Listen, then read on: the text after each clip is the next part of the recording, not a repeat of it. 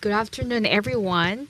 Welcome back to our International Migration and Human Rights Online Forum and Workshop. This is a forum co-organized by National Human Rights Museum and ICSC. And this is the last session of our second day. And we're thankful to our speaker who come from the Center for the Study of Genocide and Justice, and also we have the speaker from the Garden of Hope, and also another speaker from TIWA, Taiwan International Workers Association. And at the same time, we are grateful to Ms. Ling Shu Han. She's the Refugee Project Specialist of Taiwan Association for Human Rights, and she is going to be our moderator.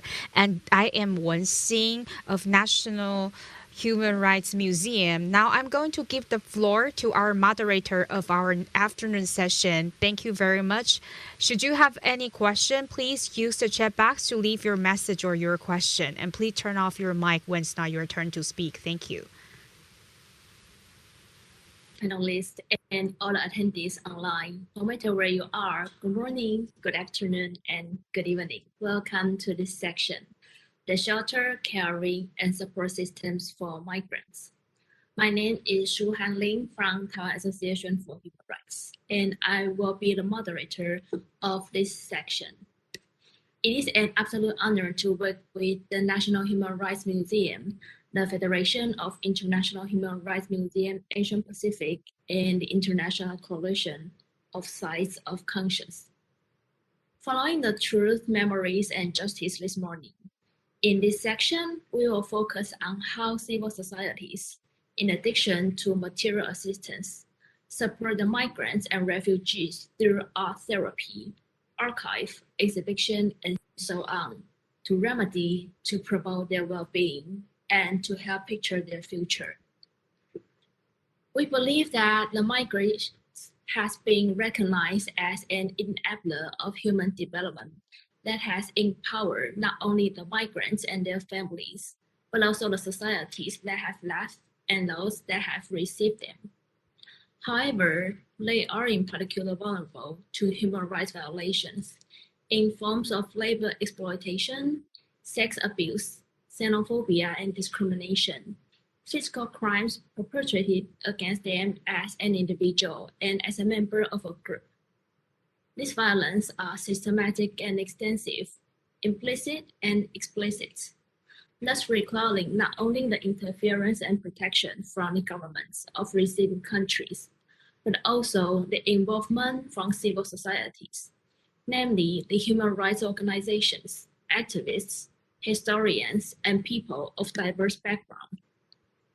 In the past 2 years, the COVID-19 exerted a disproportionate impact on refugees and migrants. They are marginalized in the policy-making process. They have a more difficult time than ever to attain resources and assistance, let alone for the activists to conduct any field research or indulge volunteer engagement. It is under these circumstances that we are especially inspired to see every determined effort put in here from civil society. So in this section, we'll have 3 great panelists, and now I'm going to introduce them. The first speaker is Mofidul Huq. He is one of the founder trustee of Bangladesh Liberation War Museum and the director of the Center of the Study of Genocide and Justice.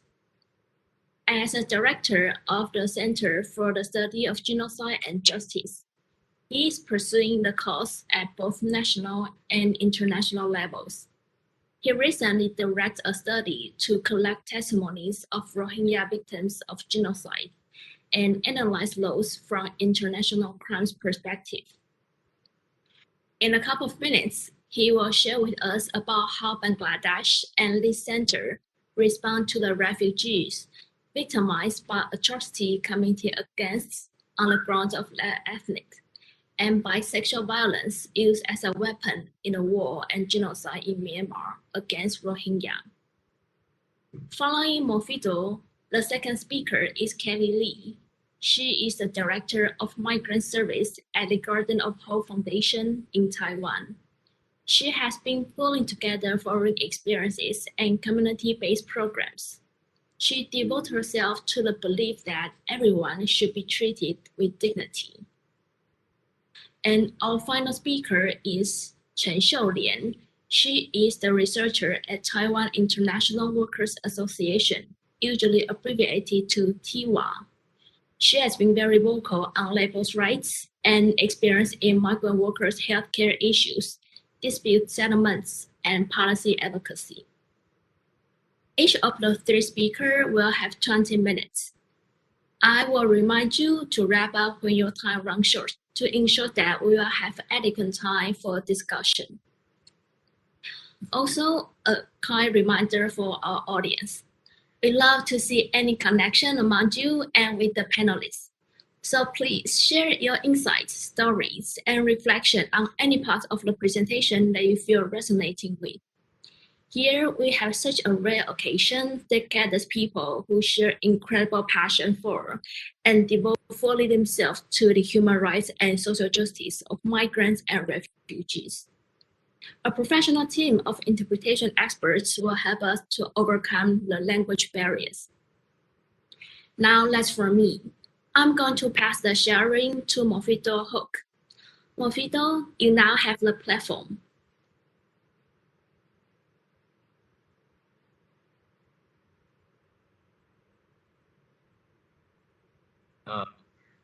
I am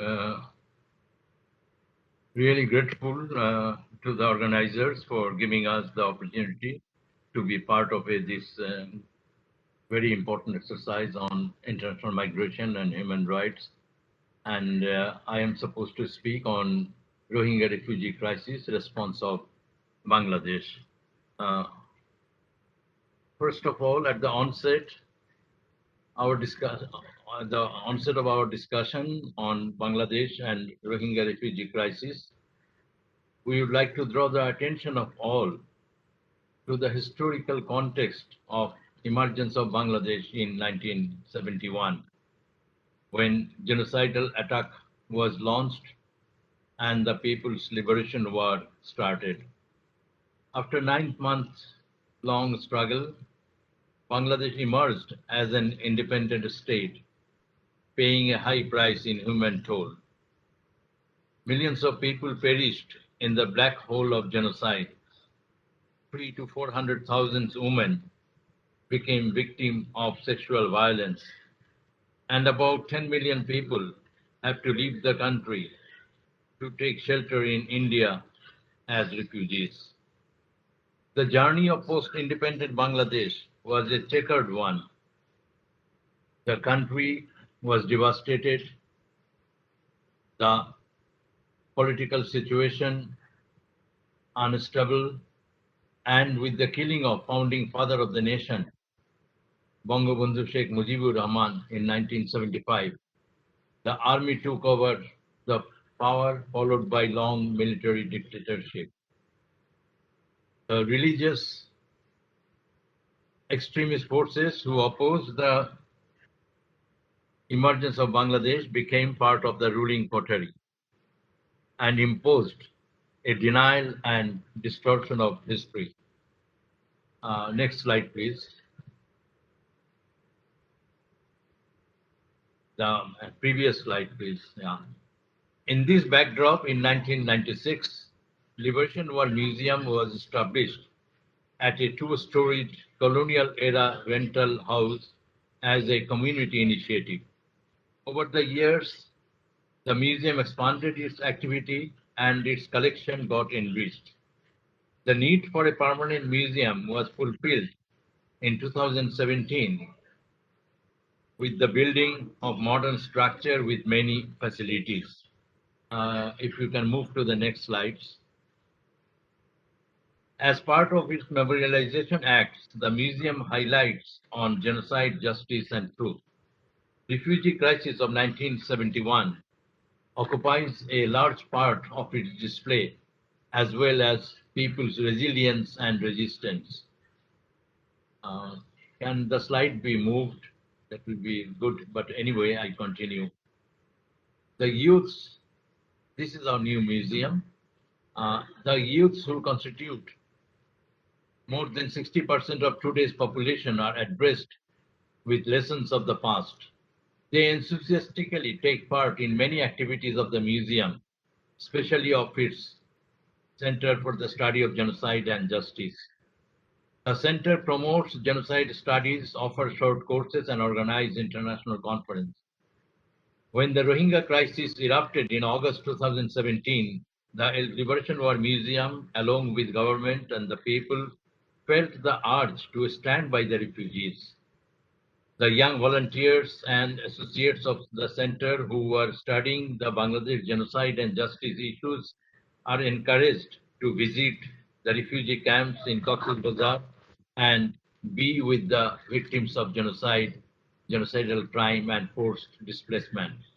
It is a practical experience for them, significant opportunity to learn.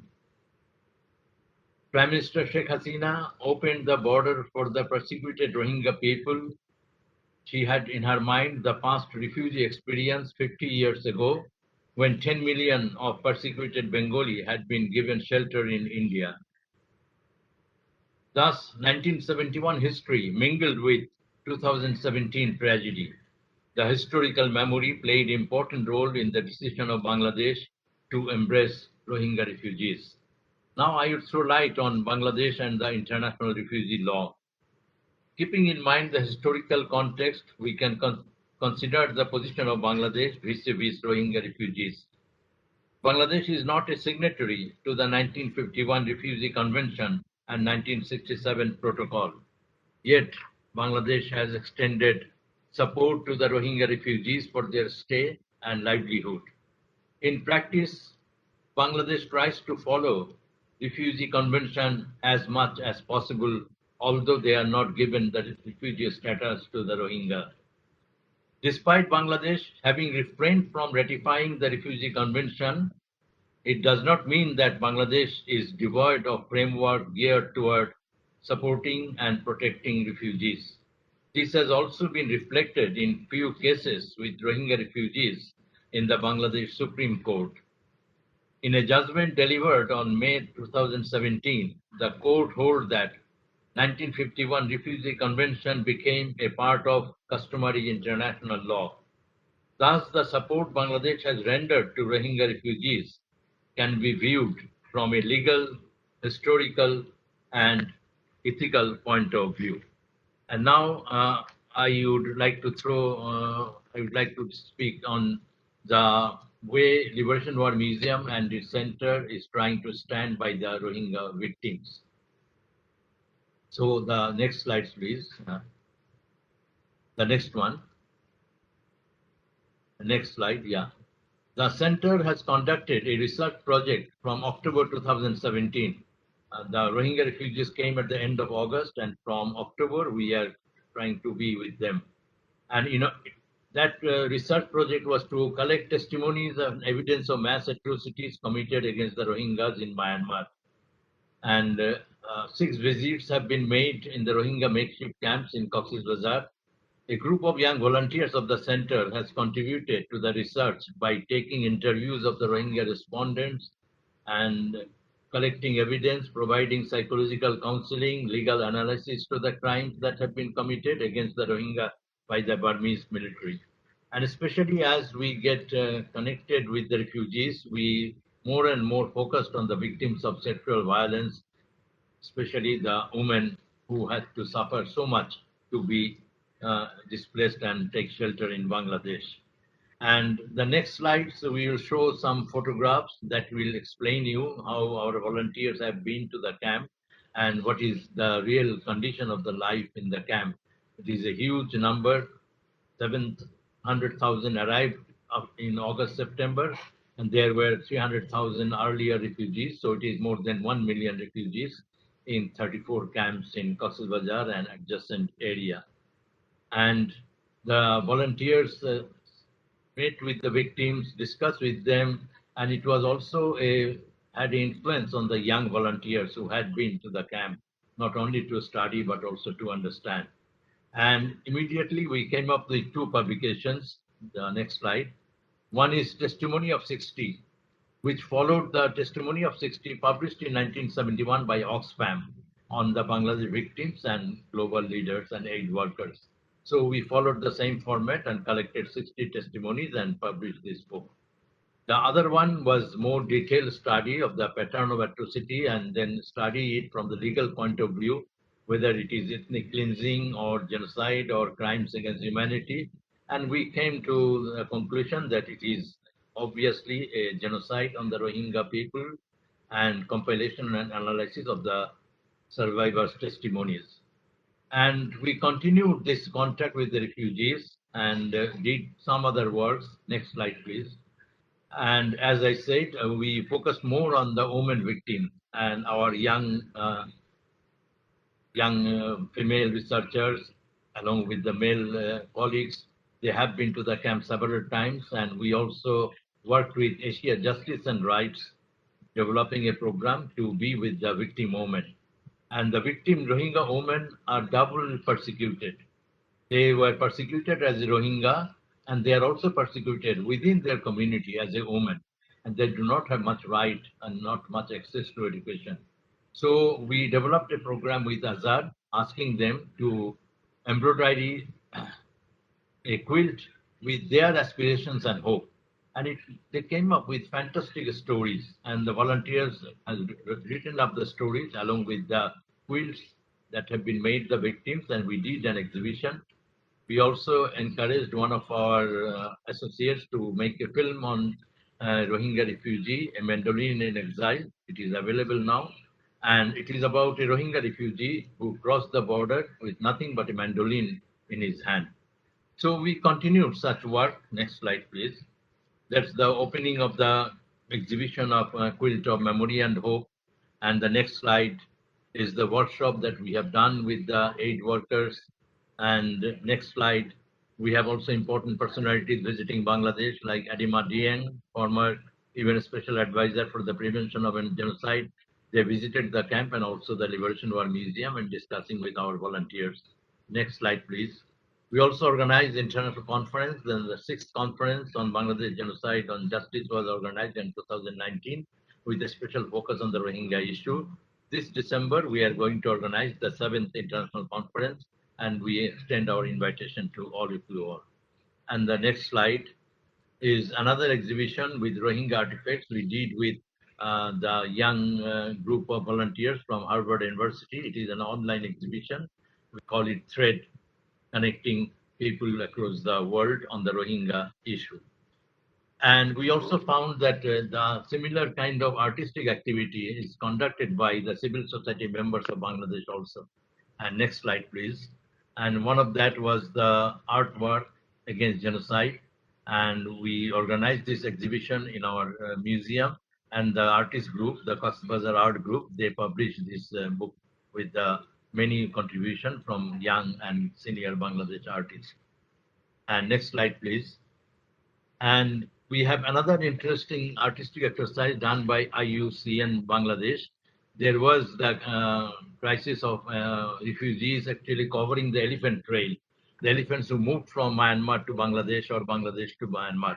And when their trail was covered, they became wild and they entered into the camp and killed many people, several people, more than 20 people died by trampling by the elephants.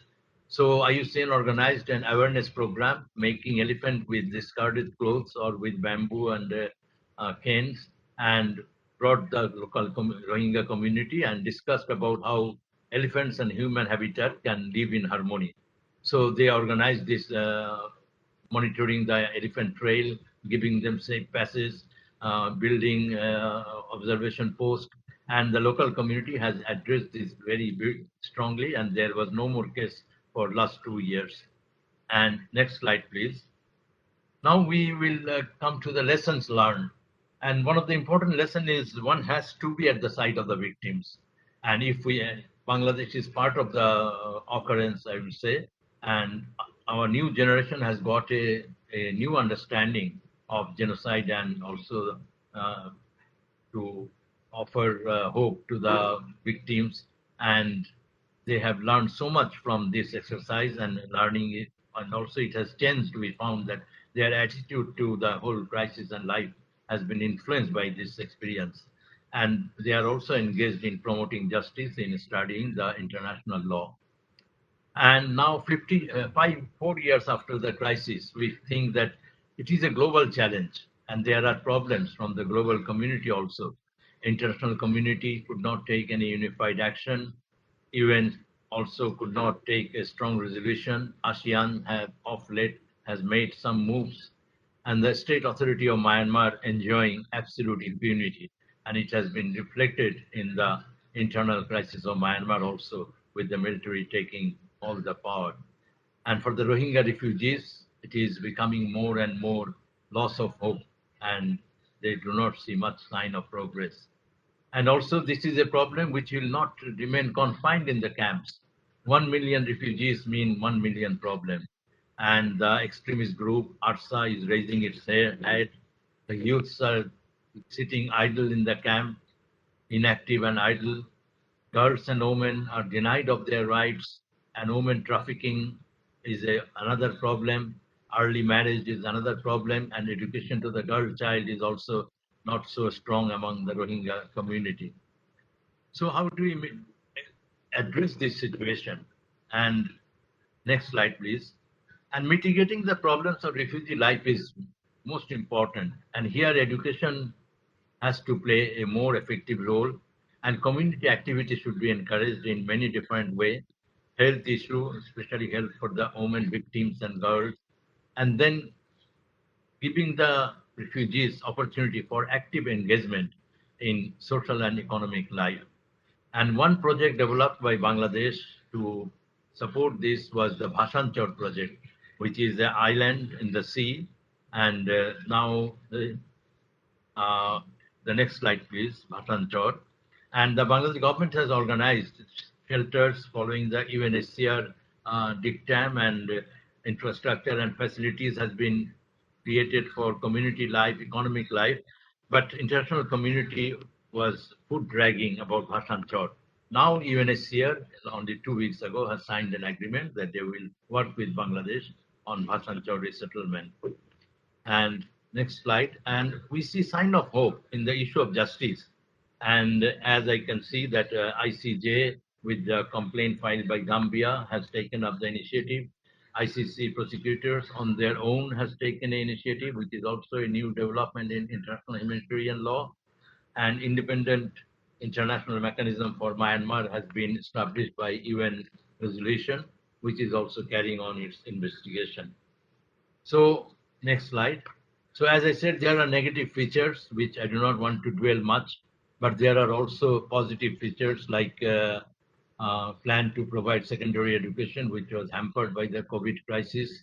Then women empowerment is another important issue. I think we have to address it very strongly because we can get much dividend from that. And also within Myanmar, the problem of the Arakan Kingdom state with the rise of Arakan nationalism against Burmese domination. So we come to the conclusion, and I think we can say that global problem needs global action. And I think this forum is a great opportunity, and we appreciate very much that we could come up with our observation. And action by civil society organization, academics, researchers, museums, aid workers is very important. Action by UN and allied organization, action by government, both regional and global. And most importantly, we as a museum feel that people solidarity can play a very important role and already playing a significant role.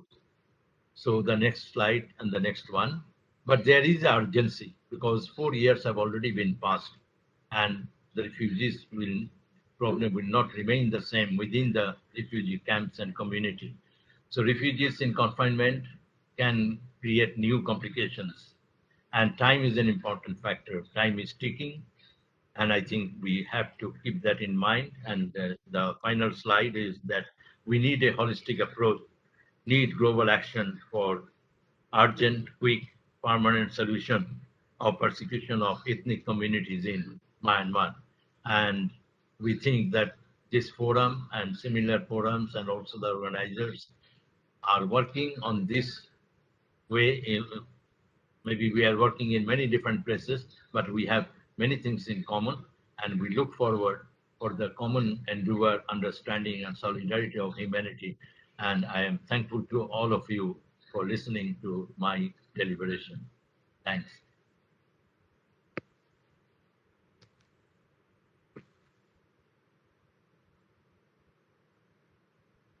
Thank you, Mr. Mofito, for providing a comprehensive picture of what your team have done. And I really can't imagine like how challenging for you and your team to tackle such a large scale of refugee. Meanwhile, very impressive with how you engage the local communities and the element in providing support of their settlement in Bangladesh. You remind me that I have watched a film. It's also about the Rohingya refugees fleeing to Bangladesh. And at the end of that film, it says that the history of the Rohingya is not only the history of the Rohingya community, but also the history of all human beings. And I really appreciate that you have put a lot of efforts and time in creating a better version of the human being's history. So our next speaker is Kelly Lee. She's going to talk about how GOH Migrants supports female migrant workers suffering from violence and human trafficking ultimately. They create a community that fully engage the victims and emphasize the empowerment and resilience buildings. Kelly, now you have the platform. Hello, is it okay? Yes. Okay, thank you. Thank you. It's a great pleasure for me to be speaking to you today on this important topic.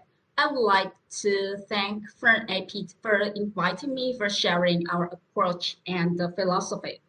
I'm Kylie, the director of Go Migrants.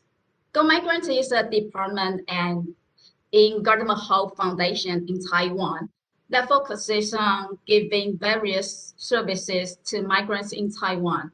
The first shelter was established in 2011, providing a safe place for women migrant workers in New Taipei City. In 2018, we have expanded the services in the shelter to the wider migrant community, with the goal to empower migrant workers through classes and workshops to cultivate the hard skills before they go back to their home countries. Also, we have conducted empirical researches annually since 2016 to explore the migrant issues in Taiwan. Next one, thank you. Okay, I would like to explain something about the funding things. Taiwan has its funding programs for migrant workers in a various way. If NGO want to run a shelter, it's feasible to get financial support in the funding schemes. And our shelter is in our budget, I would say like maybe 70 to 80% are funded by the government, and another 20 to 30 rest by ourselves. Our shelter has 20 beds, and we have 6 full-time staff and 13 part-time bilingual staff now. But initially, when I just came to this shelter, that is the year of 2016, the shelter has faced a serious crisis. And then I was a researcher. I was a research specialist in other department. I was asked to be the supervisor then and try to maintain the services. But I didn't have any team members then, and how can I run a services, run a shelter? The only thing I can do is to organize the clients, the sisters in the shelters, and we can organize a community, be a community, and let the service go. So I just listed our strengths and clients' needs, prioritizing one to work on first. Then I'm thinking that the only thing we have to do is to create a sincere community with resilience. We are not a shelter only providing all kinds of protection to the residents, taking care of the food, health, or dealing with the cases. That is good, very good. But we want to be a place, a space which can help the women grow. So we also want to build a community is judgment-free, and you are very free to come and free to speak up, even or you never had that kind of freedom before. So that's the community we are. Next one. And in our shelter, most women are domestic workers, caregivers, and factory workers before. They have led exploitative and abusive workplace. Women who are victims of labor and sex trafficking, pregnant, ill, or disabled. So each group requires specific protection and assistance measures. We can take a look in the picture of women migrant workers in Taiwan. Totally, we will see that women migrant workers are, the number of women migrant workers are over male migrant workers. And I think there are some reasons for the large increase in this field.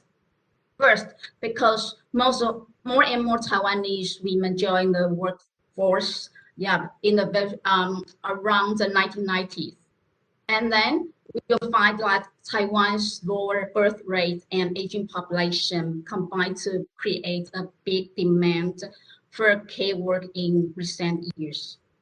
So right now, there are two kinds of migrant domestic workers: the caregivers and the household servants. There are around 220,000 caregivers and around 1,500 domestic servants working in Taiwan. But for these caregivers, they are not covered by the labor laws, so it's very easily for them to if they meet some problem, no law can help them, and they cannot claim their rights very easily. Also, in Taiwan, and also it's the same thing in our shelter. The women mainly come from Indonesia, Vietnam, and the Philippines, and most, I will say that probably fifth are Indonesian, and another part are Vietnamese and the Filipinos. Yeah, Filipino. Okay, next one. Also, we are focusing diversity and inclusion in the shelter. Always everything that you can see in the shelter and you meet in the shelter is always inclusive, because we have the clients from different countries. So we have to respect their culture and eating habits. So next one, I would like to show some picture for you. Yeah, sometimes the conflict happened because of the culture and food. So we put on some images, something very clear, like and showing that this is something. The dishes is with fork, or you have to leave it away. You can touch it if you don't want it. So we put everything in our shelter with 4 languages and some clear image things to make everything clear. Next one, thank you. And we are always encouraging. Next slide. We are encourage our client to join our festival with the whole foundation things event. So this is a big campaign. It's called Me Too in 2018. We invited all our clients wearing their national costumes and the masks as well to join the campaign. We want to let them know, we want to everyone knowing that we were hurt, but we still have the kind of courage we can stand up and have our voice out. Next one, please.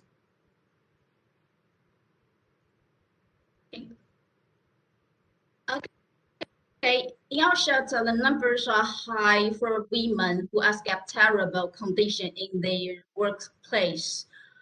Most of them are referred by police, immigration agency, labor affairs, some government agencies, or other counties. But in our shelter, there's some special thing, very special things in our shelter is because most women were rescued by the enforcement. So most of them were disempowered. They feel like they were lack of skills. They were discriminated by the society, in the origin countries, and even in Taiwan. They feel very helpless, and also they feel like they lack of a sense of control. So for these women, it's very hard to tell them that you have to ask for your own right. You have to fight against the ones higher than you. You have to insist on your rights. Very hard for them. So what we do is like we respect their decision, and we change every step by steps. We don't ask you do this, do that. We work here, we talk with you, and we go with you. So that's the things we do in our shelter. Okay. Of course, very often cases in the shelters are largely the result of limited access of justice and the responses. So when we get the case, we work with the woman and other partners to point out the problem, present possible solution, amend the law, and do advocacy as well in each some meeting, any kind of meeting. We will present our idea to suggest a better practice. Okay, next one. Okay, this is a flyer. We are the material we are promoting the idea and the law about anti-sex harassment. We post some very clear comic pictures to tell the story, and we don't give a lot of words or very serious sentences to make people confused. And also, apart from this, we also recorded a short clips, and we invited the victim of abuse to use her voice, to her sound, to make this material much acceptable. So it's also a kind of empowerment to her, because before she never want to, or she never can to speak out, but now when she read every word, she knows that she can do this. Okay, next one, thank you.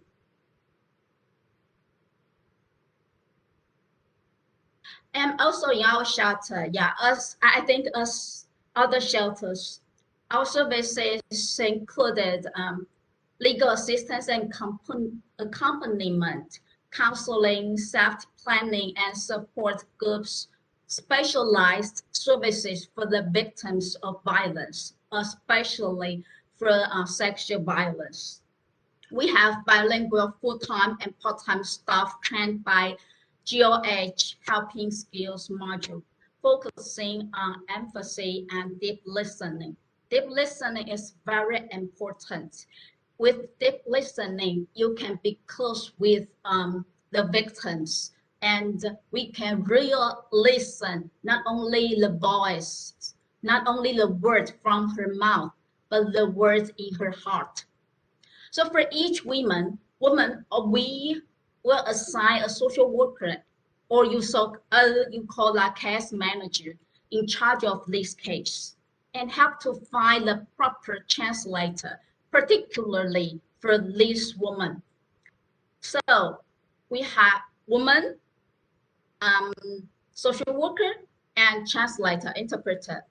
The three persons organize a team to walk through the whole journey, from the beginning to the end. So while with us, the client, the woman, always have an access to the social worker in charge, or the supervisor, or myself, or my other colleague, to express their idea or thought, whatever they want to let us know. Even the conflict in the shelter, even they feel very bad toward another one, to the staff, they can tell me and we can discuss them.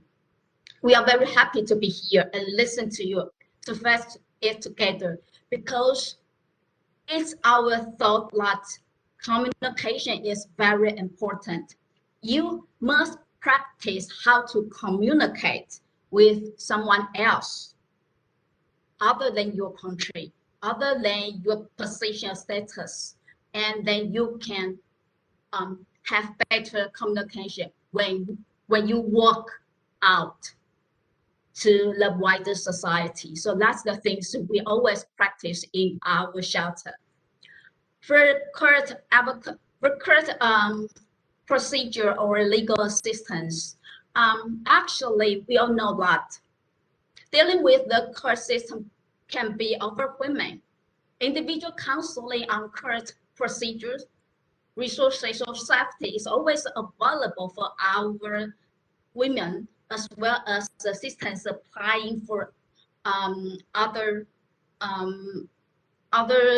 things you need.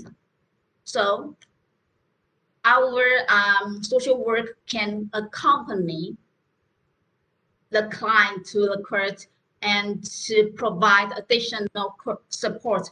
Sometimes when we talk with the client, we'll help them to think about what kind of evidence you can collect from diverse channel, any connection you have, any friend you have.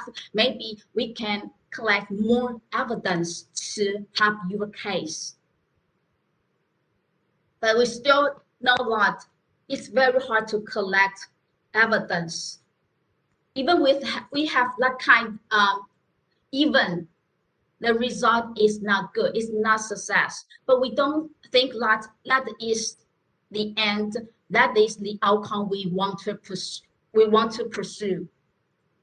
What we want to do is that it's very important to go through the court procedure, as it could be the first time, it could be the very moment that the woman made the decision herself with courage, speak up for herself. So we know that we have to do that together. So that is kind of empowerment for us as well. Every time when you cry, you know that sometimes it's a kind of healing. You can face it, and you have more courage then. So we also know that it's a very frightening and confusing time, and make sure but we want to make our client know that you are not facing alone.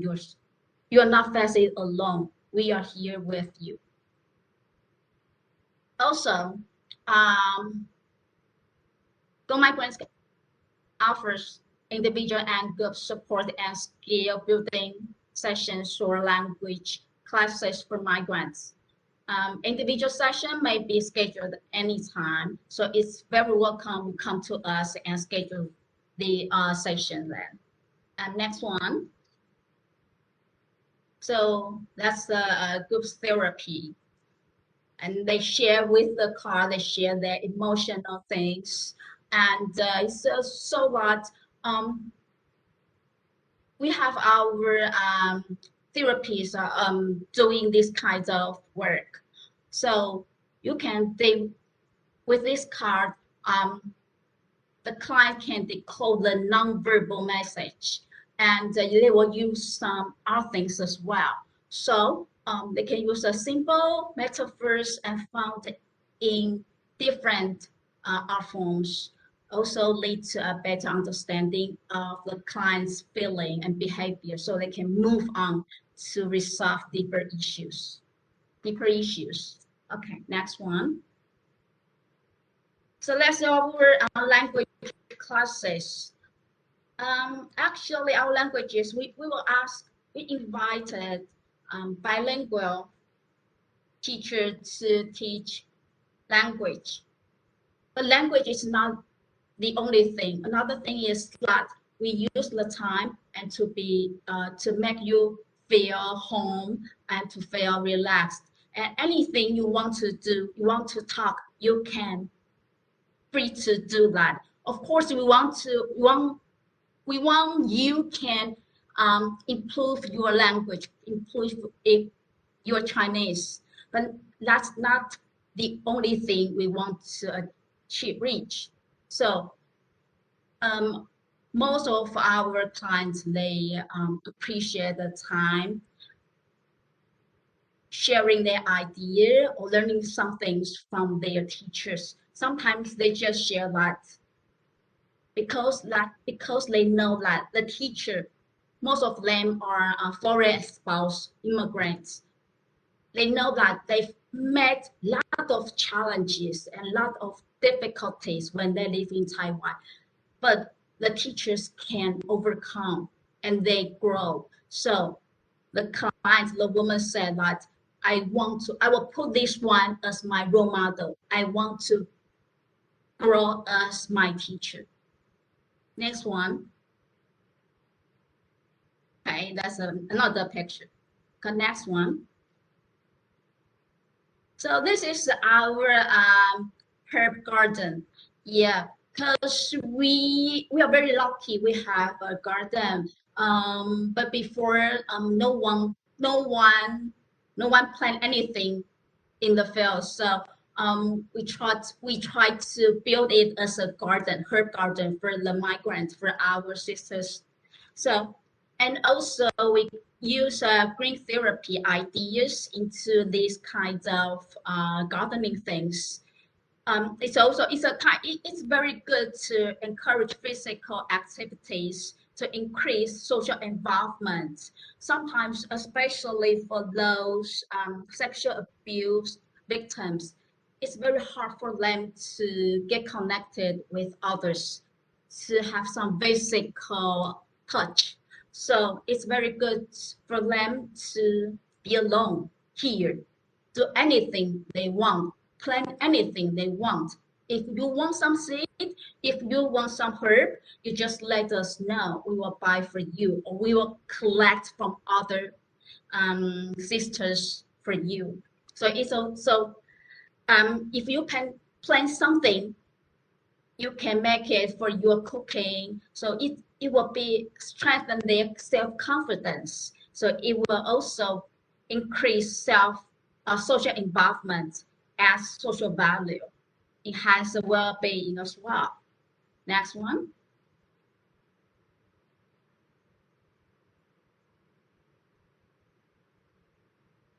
Next one. Thank you. Actually, as I said, we understand and respect the social cultural background that the majority of the women migrant workers that come to our shelter possess. So we to provide everything, from any cultures they preferred.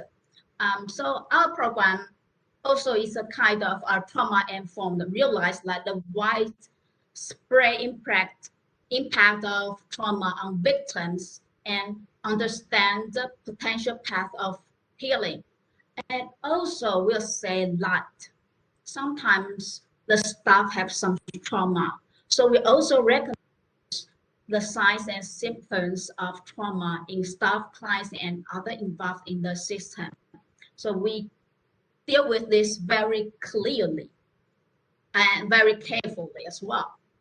Of course, lawsuit and new job is very important, but we also want to help the women exhibit growth and strength following life changes, crisis, or traumatic events. In that sense, we are building resilience by it's a very positive attitude.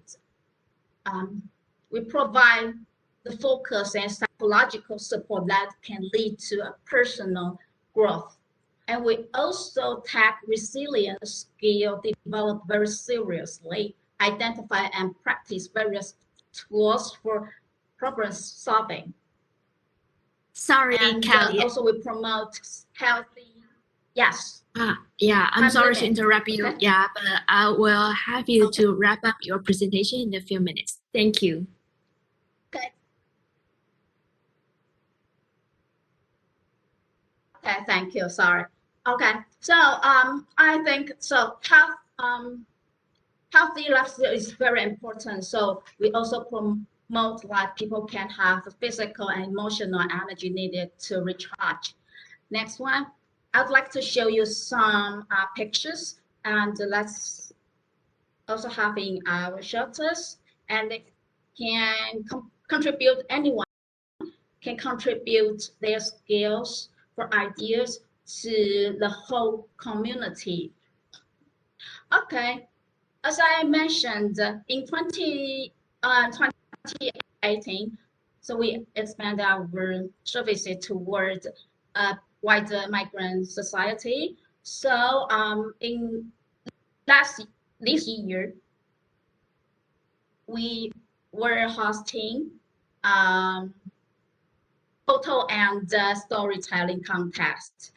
The next one, I'd like to show some clips about this awards ceremony and during our migrants' voice. Would you please to play the video? Virtual community. Siapakah yang jadi pemengajar utama bagi kawan-kawan video berikut ini?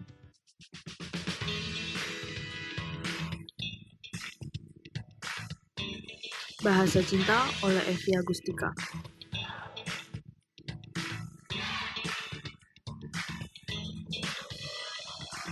Selamat untuk Evia Gustika mendapatkan juara pertama lomba foto dan cerita pendek kita kali ini.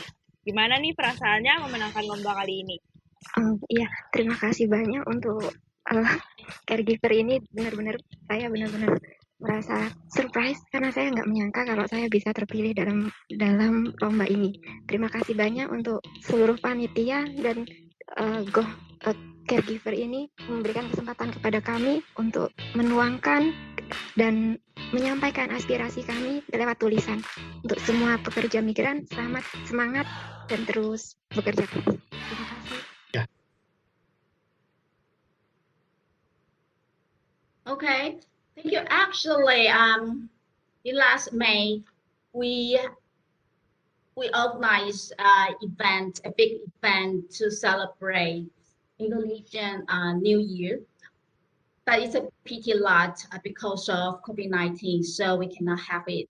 So instead we have it online. So that's the virtual community and the ceremony we have. Next one.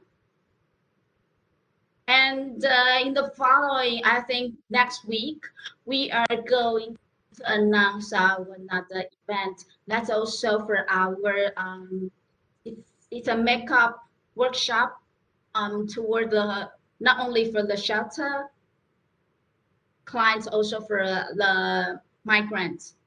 Next one. Thank you. Next one. Next one. Next one. So we are thinking that though life is very hard, we still have to celebrate our courage and the improvement and achievement we go through in this journey. So we are very happy to have that kind of celebration and festival. Not a kind of comfort, but it's a courage to ourselves. Next one, that's our workshop. We have this workshop 2 years, and that's the workshop supported by a business. Next one. So the coming days, we will have, we are going to announce our this program. So I would like to take the word from one of the cover model that is our victim, trafficking victim. She told that, thank you for your support and your accompaniment. From the very beginning, I'm very shy and reluctant to express my idea. And I'm thinking that that's okay. I just want to change the job. And it's okay. I don't want to ask anything about my own right. But now I know that I need to do that. And I need to help others. So with her effort, she helped another 6 victims from the perpetrator. So they have the courage now to those of within the community and the support from each other. So that's the things I'd like to share, and I want to say like building resilience, and let's keep moving forward. Thank you.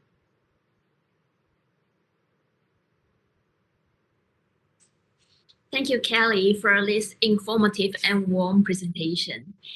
In my view, I think the shelter and the supporting mechanism at the GOH Migrant perfectly demonstrates the value of respect to and empathy for diverse cultures of those people you are in solidarity with. And they also emphasize on the importance of empowerment in the long term.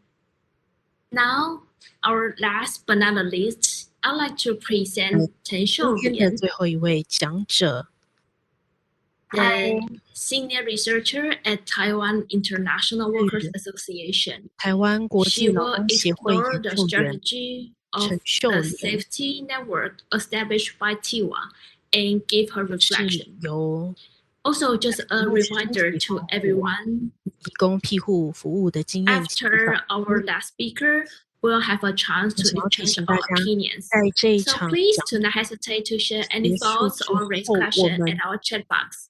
会有 Also, if you have any 个 technical issues such as the value QA 的 of or the interpretation, please let us know because we want all speeches getting across clearly. 要 Thank you.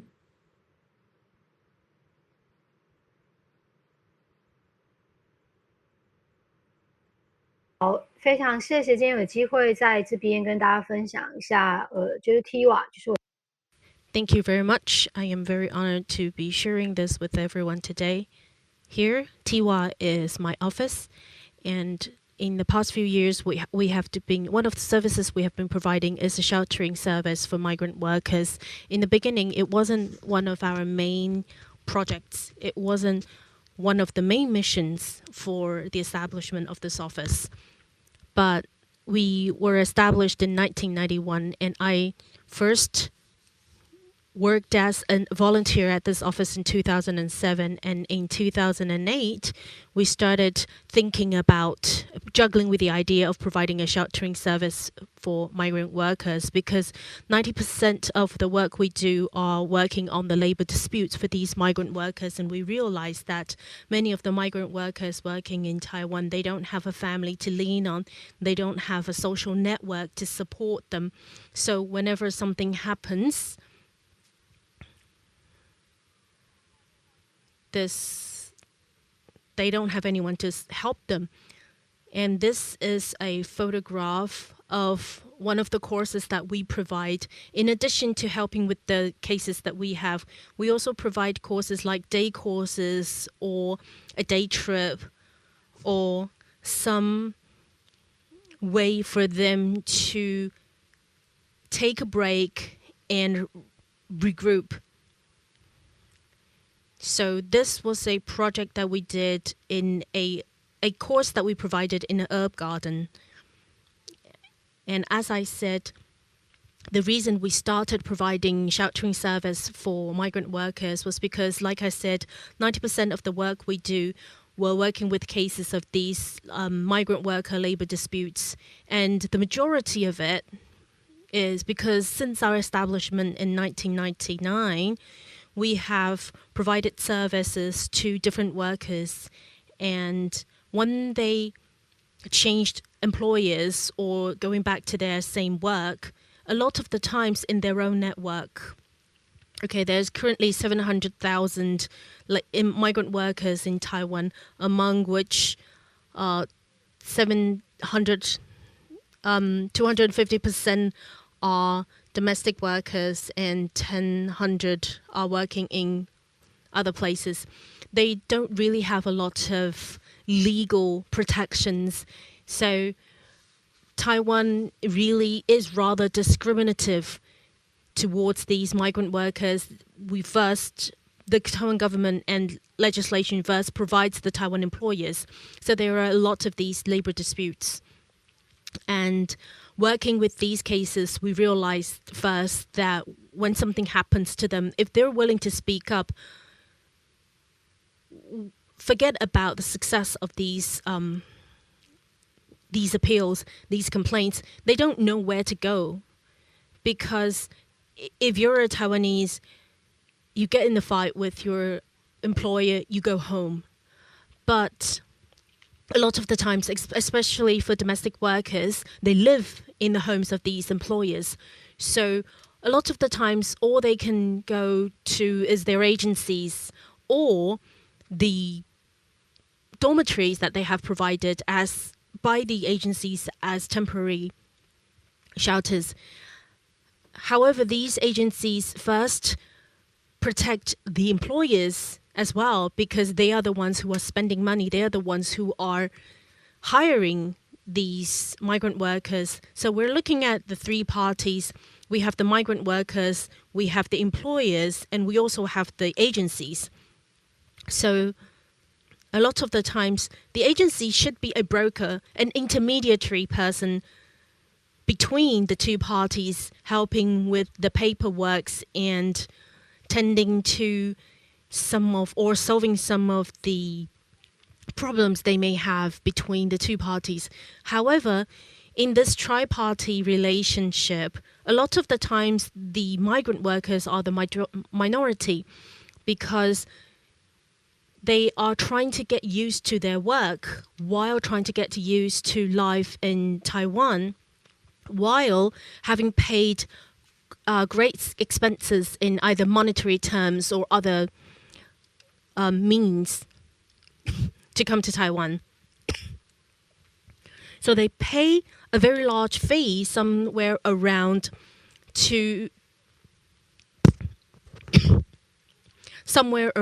150,000 new Taiwanese dollars.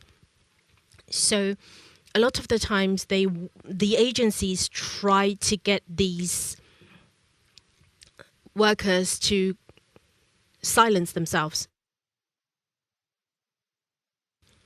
or they arrange for them to go home and to come back again. However, during this process, the agencies can charge them again a great fee, or the migrant worker may be leaving that area, that employer, and changing to a new employer, but unable to solve the real problem, because this migrant worker may have left the original job, but they still don't know how to protect themselves, their own labor rights. So they don't have that free flow of information, or sometimes they might be harassed or terrorized by the agencies and afraid to take further actions. So a lot of the times we notice that this is what we have noticed through the migrant workers that we have worked with. So we wanted to provide them some sheltering service that is more fair. And also we handle about 150 to 200 cases per year. And all of these are mainly labor disputes. But these are less immediate services provided because we help them with their labor disputes, but we are unable to really help them in their daily life, which is why a lot of the times they choose to go somewhere else or they choose to hide from their problems because they have nowhere to turn to. So we wanted to further look into the structure to see how the structure has affected the labors. So based on all of this context, we decided to start our own sheltering service. So in 2008, we officially established the sheltering service for migrant workers.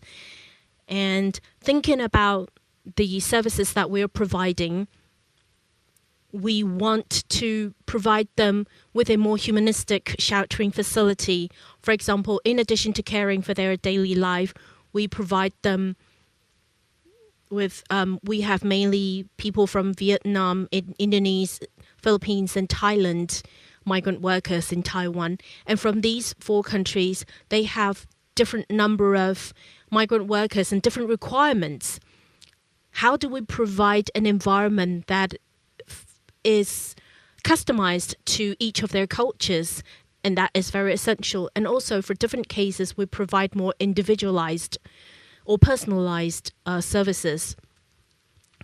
Right now in Taiwan, regarding the Southeast Asian migrant workers, whether you are migrant workers or you're a migrant in Taiwan, moving to Taiwan through marriage, we have to know that there are no specific certain mechanisms that's designed for them. So we have these group courses provided to them, or we have small group power building courses for these people according to the different countries.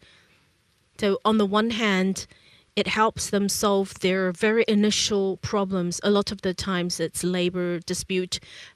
Sometimes it could be smuggling or sexual abuse or sexual harassment. We help them solve their initial problem, and through the DUIs, we can help them to regroup and start again. So we hope that this is not a program that is simply helping them, but providing them with resources so that they can rebuild their self-confidence and rebuild their powers and find their self-worth, and to find a new direction, whether it's a new job or go somewhere else or make new decisions, and to embrace oneself as a person of value. And these are the people that we serve. Of the 700,000 or so migrant workers, most of them are our potential clients. But most of the clients that come into our shelters mostly are, first of all, the female domestic workers. They probably face personal injuries because they work in a more enclosed area, mostly in the home of the employers.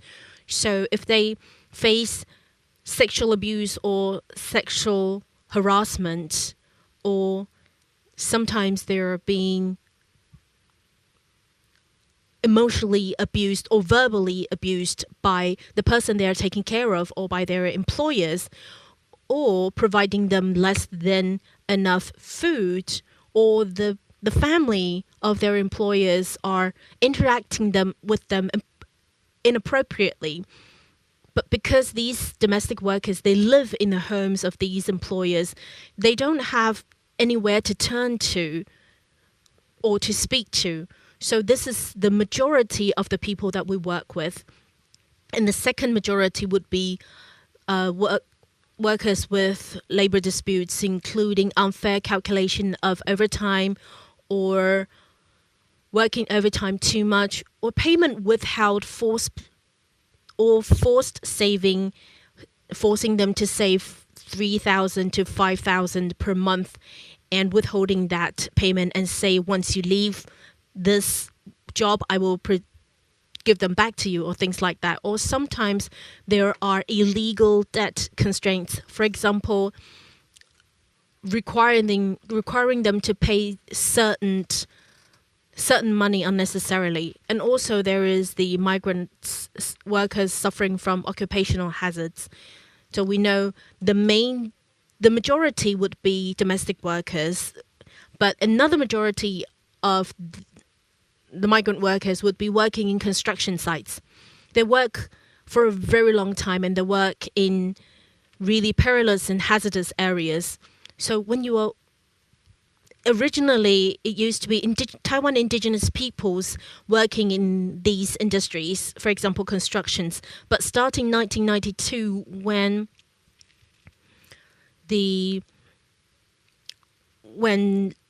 migrant workers are allowed into Taiwan, they have replaced that labor force, and currently the average age of migrant workers coming into Taiwan are between the ages of 25 to 45, which is a very fitting age to work in these labor-intensive industries. So sometimes they need, if something really happens to them and they get wounded and hurt, it takes a very long time to heal, and you will have problem with the legal use of the national health insurance in Taiwan, or their stay in Taiwan. They would require an official status to be able to stay in Taiwan, or sometimes they may face the problem of employers missing. For example, they're taking care of the elders of this family, and the employee has been missing for 2 years and never being paid. But because the employer never showed up, the domestic worker don't know if they should leave the elder there, things like that, or including foreign fishers. And they are also victims of human trafficking. So we do have a crisscross of these 5 types of people that could come into our sheltering service. And sometimes this person could come in with a complication of personal injury and labor dispute and suffering from occupational hazard and things like that. So like I said, there are different types of migrant workers coming to Taiwan, or different types of workers working in Taiwan coming to our sheltering service. I think the speaker has froze, and the interpreter currently can't hear the speaker.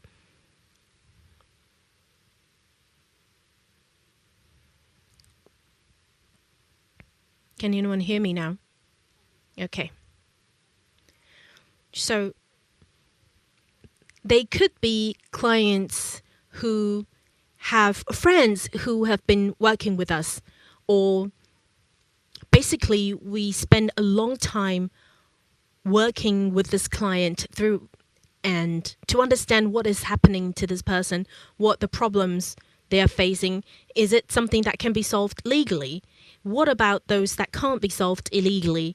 We try to see the kind of evidence that they have gathered, and we provide a personalized service for this client. And it's up to them to decide what they want to do. This is one of our clients that's been hospitalized, and the reason we were working with them was this person suffered from blood cancer, and the minute she discovered she was suffering from blood cancer, her employer and agency wanted to cut ties with her. For migrant workers to stay in Taiwan legally, they would need an employer, and if the employer decides to fire her, she will not be able to stay in Taiwan and not be able to use the national health insurance service that we provide in Taiwan. So what happened was that one of the doctors in this hospital has his background in social work. And I think the speaker has froze again.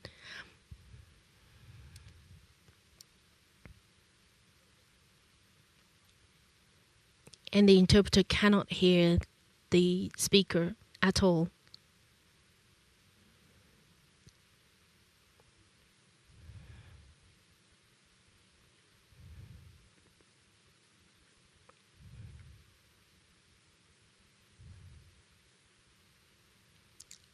Okay, so we've decided to ask the speaker to turn off the camera to save the bandwidth. Okay, so during this process, I think this client was referred to us by that doctor. In terms of our strategy, we want to help workers like her to first see the problems that she's facing and the solutions that we have available. So the reason we provide these placements and sheltering services was because we provide them the opportunity to see the impact and the consequences they will face in the future. Of course, with the current mechanism in Taiwan, we can help specific or individual cases.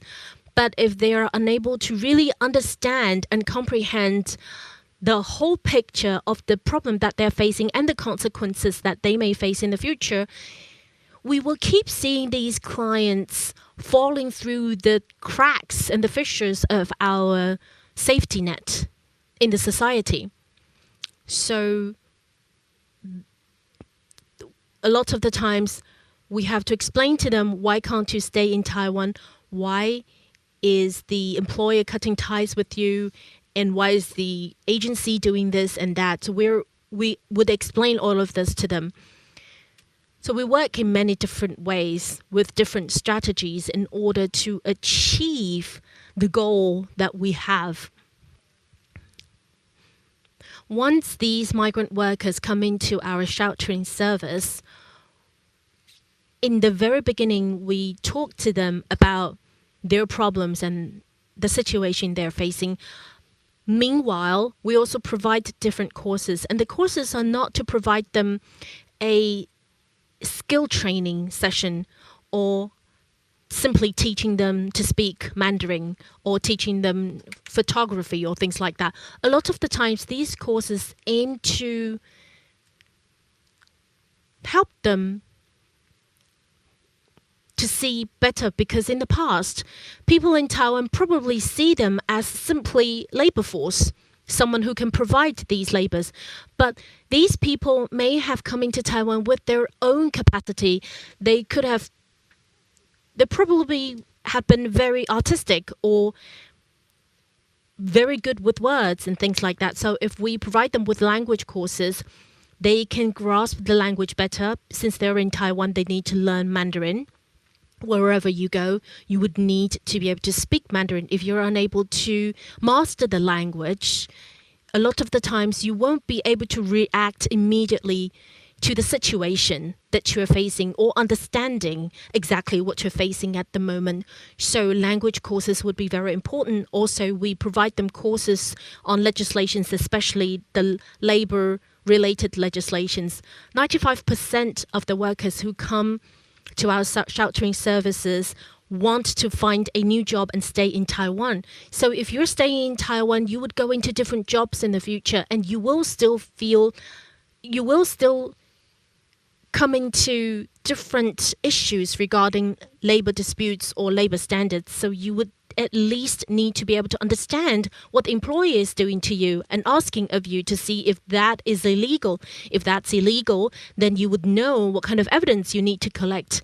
And if you have collected enough evidence, you would know when it is the good time to take actions against your employer. So these are some of the situations that we have handled in our line of work. A lot of the times, the employees didn't know that the employers were being persecuted and what the employer was doing was illegal, and that they needed to collect evidence accordingly.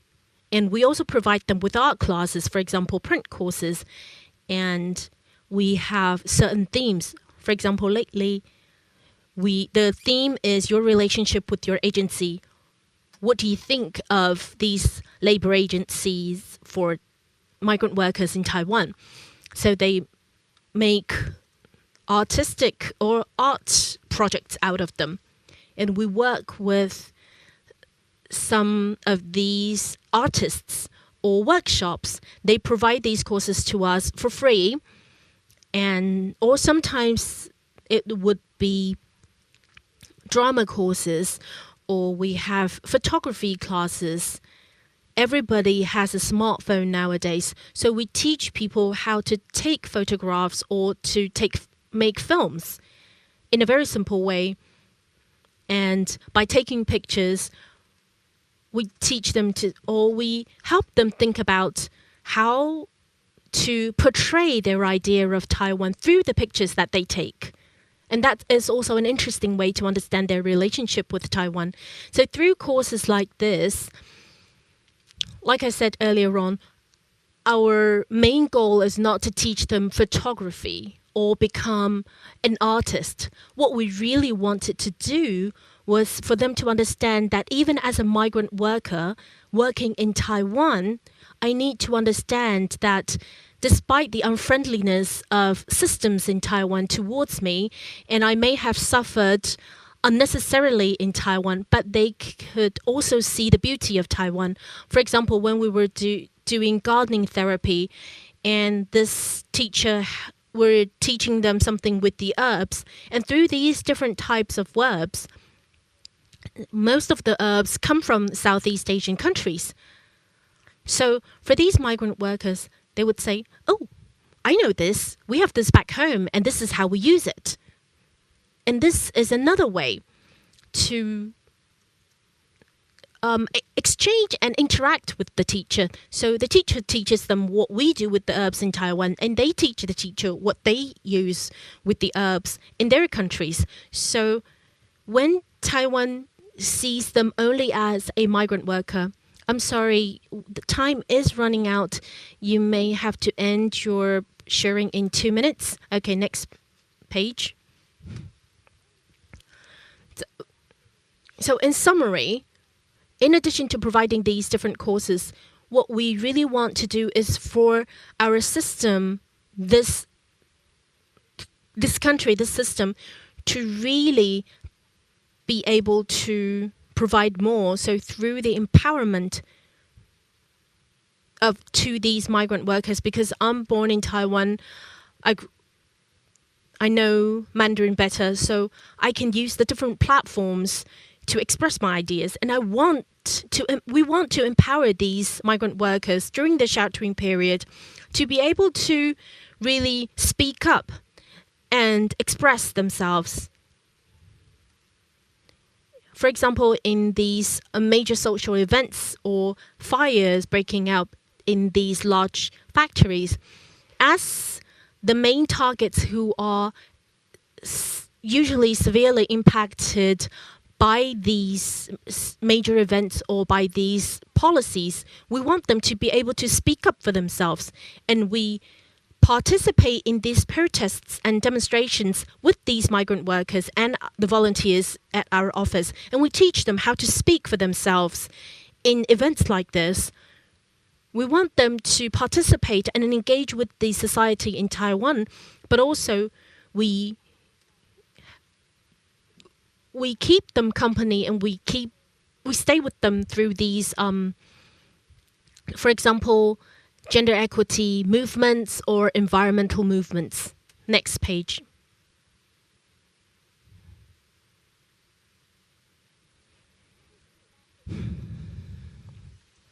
So these are some of the things that I've talked about earlier on.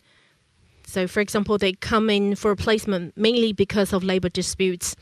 And of the different categories that I've talked about, there are many overlaps. So they may have come in because of the unfair treatment, but also suffering from other things. So on Sundays, we hold these courses for migrant workers who can come and take these different classes to understand the situation they're in and to understand Taiwan better. Finally, I would like to say that over the past few years, we have seen some results. For example, we mainly support, because our office, we currently have 2 initiatives, the Philippines and Indonesia. So we have 2 support groups for these 2 countries. People from these 2 countries, on holidays or on days off, we would host feasts and gatherings, and they can get together and talk. And we also have a migrant TV station, and we invite non-celebrity TV anchors. We ask them to make films on issues that they're concerned with. And they may be interviewing migrant workers who have participated in some of the courses we have provided, or people who are placed in our sheltering services, or simply migrant workers in Taiwan. And across different industries, they can tell their own stories in their own way and in their own words, and to share with people their understanding of the policy in Taiwan. And they may raise questions, and we have people answering these questions through these videos. We also take a lot of complaints. So these people become volunteers to help taking the calls on these complaints. And we sort of train them to become seed lecturers to help us deal and handle these cases and complaints. So we have right now trained a group of migrant workers who can do these things with us. And finally, what I want to say is that the services that we provide and the strategies that we take are mainly in the aim to build a safety net. We want this safety net to be more complete and comprehensive, and to see how we can stop people from falling through the cracks, so that they have a place to go to for placement. And we want to empower them and to provide resources to them to build their capacity. We invite them to move away from to really leave and step away from the families that they're living with and the factories they're living in. So we know that as migrant workers in Taiwan, this structure is incomplete and it's less than friendly in Taiwan. So how do we help the powerless people to really express themselves and to better improve the structures so that we can improve the lives of migrant workers in Taiwan? So this is what we are mainly trying to do at TIWA. Thank you very much. For the excellent presentation. I believe that there are a lot of attendees echoing with your experience and struggling in helping individual cases and then the political transformation. Due to the limit of time, let's move directly to the discussion. And before we started, I would like to ask that, does Mr. Mofitu, can you hear the interpretation on the Interprify?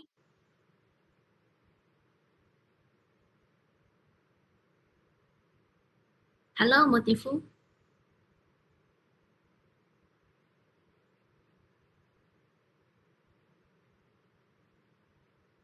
Sir, are you there? Can you hear us? I saw you speaking, but I couldn't hear you. I can hear the interpretation. Yes, it sounds good now. Thank you. So there are already a few questions in the chat box, and I will go by order. So the first one is for let me check. The first one is for Mr. Mofitu. Someone would like to ask that, what kind of training should a long-term companion for refugees receive in advance? And how could we have enough manpower to provide companionship? As far as I can understand the question, it's really a fundamental question that the long-term effect of the refugees and also the relationship with the local community and how Bangladesh society sees the Rohingya refugees and what we can do on that. I will say that overall, the Bangladesh society has welcomed the refugees. Initially, it was a broad welcoming the refugees, and the first shelter was provided by them, vacating the schools or putting them in whatever facilities they have. Then the government came, then also the UN and international agencies also came, and now the camps are quite organized, but it is very difficult to live in such cramped condition. But we'll say that basic services are provided. And as for the relationship with the local community, it is now getting more and more longer. People thought that, well, we can give shelter to them and then there will be something done for them to go back to their homeland.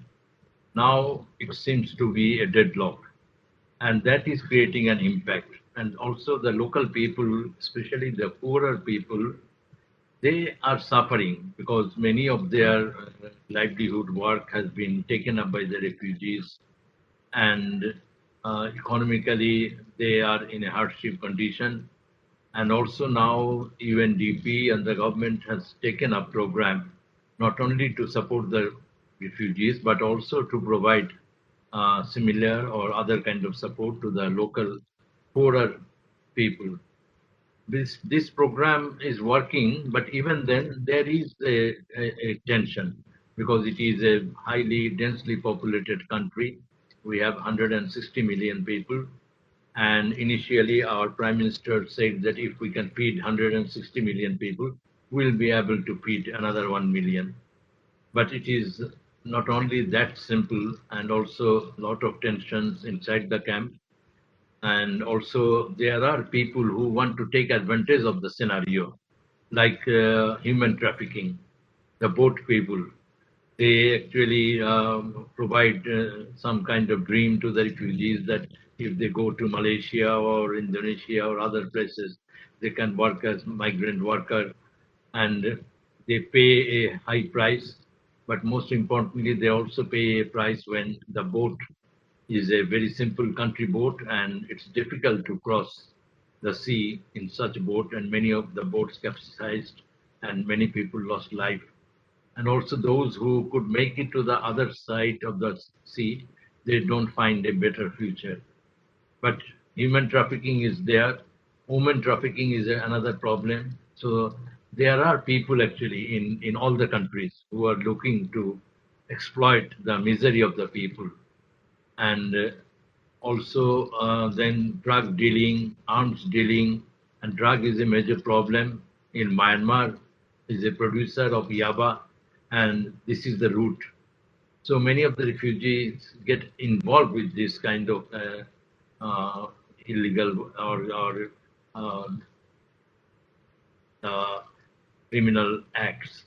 And also the problem with the religious extremism, the rise of Islamic religious extremism in many countries, and they also see the refugees as a potential target. So there are a lot of problems, and also local community also has their own problem. But I will say that overall, the people has actually taken the refugees as their guest for a certain time. And also Rohingyas are Muslims. That also creates a kind of affinity among the local people who are overwhelmingly Muslim population. And also the Arakan Kingdom has a traditional link with the Chittagong and Cox's Bazar region. And also most importantly, in 1971, we have 10 million refugees. And among them, most of them were in India, but there were about 60,000 from this region who have taken shelter in Myanmar. They were not welcomed by the Myanmar government. They were close ally of Pakistan, but the refugees were given shelter, which saved their life. They were in camps in Mangdu, in Butidong, the place names which are now come up in the narrative of Arakan state. And so many of the families also have their memories that they were once given shelter in Myanmar. So overall, historically, we are with the refugees. But everyday life has its different challenge and problem, but there is no major conflict among the refugees and local population. But there are problems. And also we think that the solution lies in the comprehensive approach we can make and the solution that we can make possible. And I think that's what we need to forcefully move forward, that how the solution for the safe return of the Rohingya to their safe homeland can be ensured. And we think that with a strong international commitment, it's not very difficult. There can be win-win scenario in this case. Also, economic investment can be made in Arakan state with the Rohingya. Bangladesh can join this. And economically, Bangladesh is doing well, and that's why the crisis has not become that bigger. We are self-sufficient in food, and we are economically now, even due to COVID, we have suffered setback, but we are also making progress. So overall situation is not that big problem, but if it continues for a long time without any hope or any sign of change, I think it can become complicated. And so it is a global problem and it needs a global solution. Thank you. Thank you, Mr. Mofidu. There are also another two questions in the chat box that I would like to ask you, and it seems that the two questions is a bit similar. So if I may, I would like to combine them into a more general and broad question.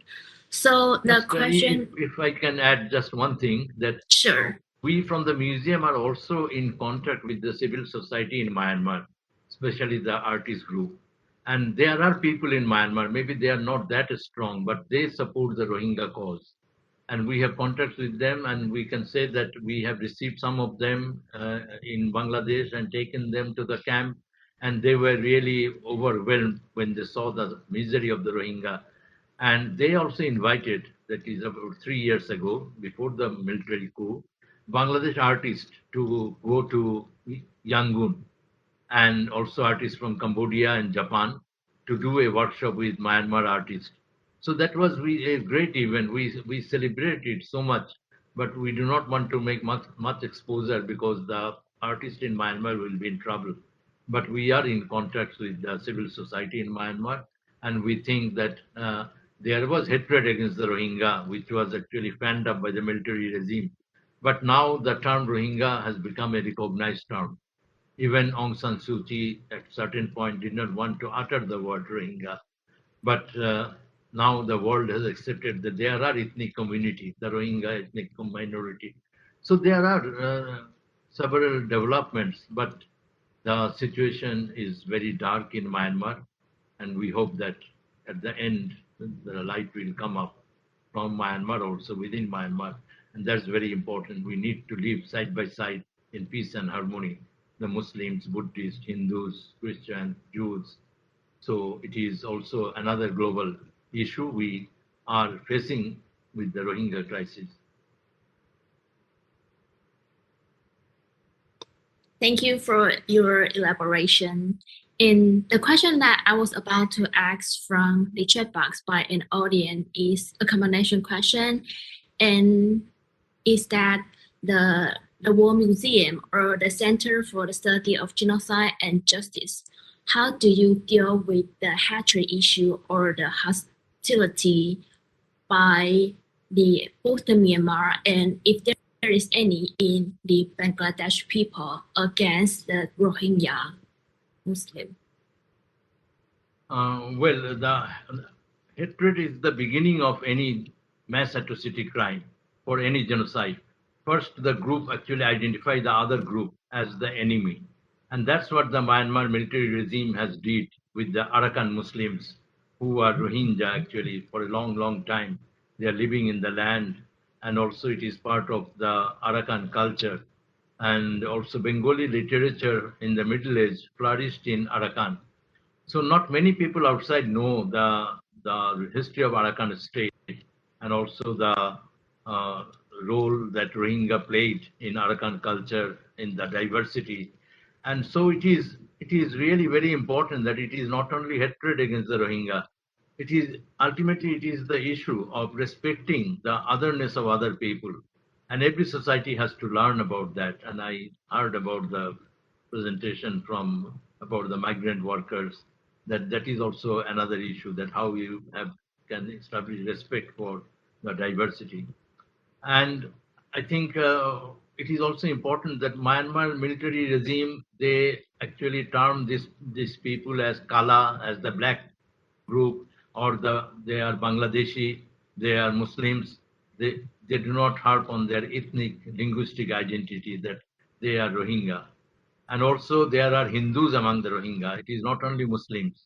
In every ethnic group, like in Bengal, we have Muslims, Hindus, Christians, and Buddhists, and we want to live in harmony, and that's why Bangladesh was established. The same with Myanmar, same with Arakan state. So that we have to fight against hatred in every area, every time, every place, every occasion. And I think that's a major lesson.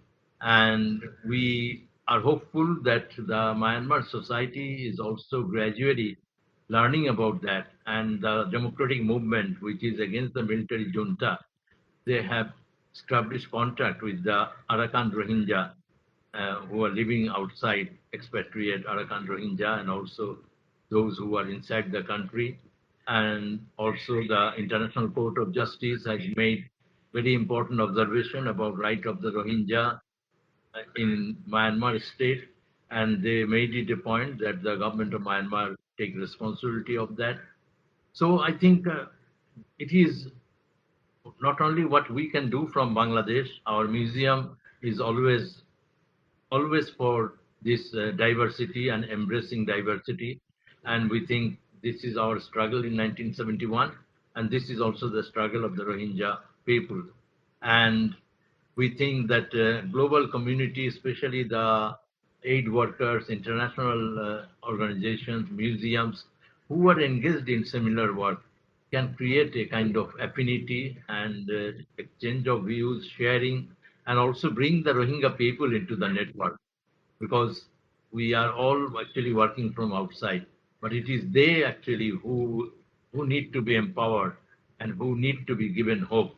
And I think this meeting, this exchange, this solidarity has a long-term impact, and we will try to do our best to carry the message to the Rohingya people also, that there are other people who are with you and who want that all kind of hatred should be confronted, be it with the Rohingya or with the refugee community in other places, in other countries. So we from the museum always appreciate any kind of contacts we can establish, and we welcome you, any one of you, if you want to make a visit to the Rohingya camps, we can facilitate that for you, and you will also visit our museum. So we appreciate such meetings, such contacts, and also the questions that has been raised, and I think together we will confront the crisis. And solution maybe today or tomorrow. One must find a stable, durable solution of safe return. Thank you. Thank you, sir. I think we are a bit running over time, so I just want to ask all our three speakers that is there any brief final thoughts that you feel like sharing with the audience? Maybe we can start with Kelly. If you have any thoughts that you'd like to share with our audience. Okay, thank you. I think it's the occasion and the event is very special. I'm very happy, and I would like to say that get connected always with the friends or the folks you never know, you don't have the chance to know, and treat someone else with dignity and with a soft heart. Yeah, thank you. Thank you, Kelly. And how about 秀莲？秀莲呢？最后我其实听是。I would like to add that in the past 1 year, because of COVID-19, I think when it comes to transnational migrant workers issues or transnational refugees issues, the COVID-19 probably gave us an opportunity. So prior to the pandemic, we perceive foreigners as the ones on the receiving end of our help, so they should appreciate of our support and be grateful. But I believe that after more than 1 year of pandemic, we come to this realization that we need one another, be it developed country, developing country, or an economically weak country. That human connections and human rights issues are very important, and this gave us an opportunity to talk about the issue itself rather than talking about these countries. Sometimes when we deal with migrant worker issues, it was not about whether their rights were violated. It was more like this person is a Filipino or Indonesian. I believe in the following few years post-pandemic, we are not going to see the end of the pandemic, but I think for practitioners in our field, this is the opportunities, and we can approach these issues in different forms and different methodologies. Maybe comments or thoughts to wrapping this section?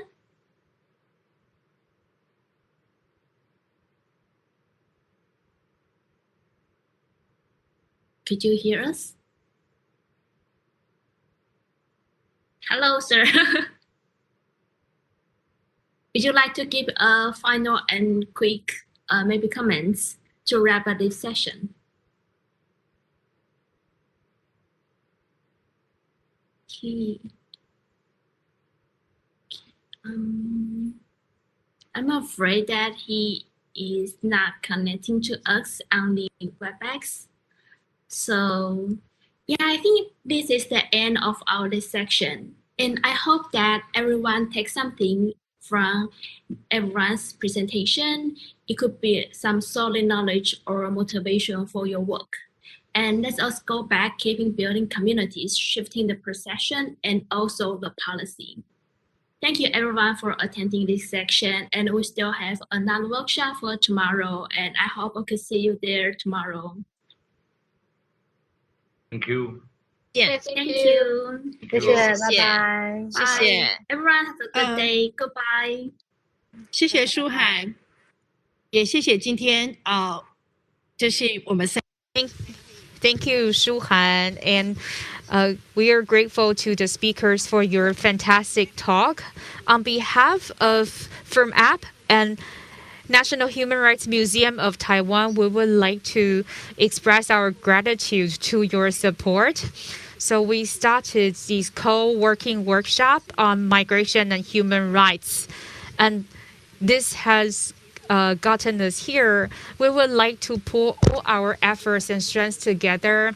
You can be NGO practitioners, museum practitioners, or people, professionals from different backgrounds. We can come together and focus our efforts on these human rights issues occurring across the world. Like what Xiulian said, that migrant workers issue has been invisible for a very long time in Taiwan. And while we are working with these migrants, or it seems that it's not as easy as that to just draw a line between us and them. So as museums, what can we do to set up a platform for public exchange? That is the kind of question we asked yesterday, and we found possibility of solutions. This session allows us to see the first of the frontline NGO workers' challenges and how they address these challenges. Thank you for your participation. Tomorrow will be workshop for this migrant rights training, and our ICSC team will lead us through a full-day workshop. So we have sent out a confirmation letter to all the registered participants. So please make sure that you reply to our letter. Thank you for your participation today. We look forward to our collaboration in the future. So as the headquarters of Firm App and also a member of ICSC, welcome more members to join our effort for the same cause. Thank you for your participation. Thank you. Goodbye.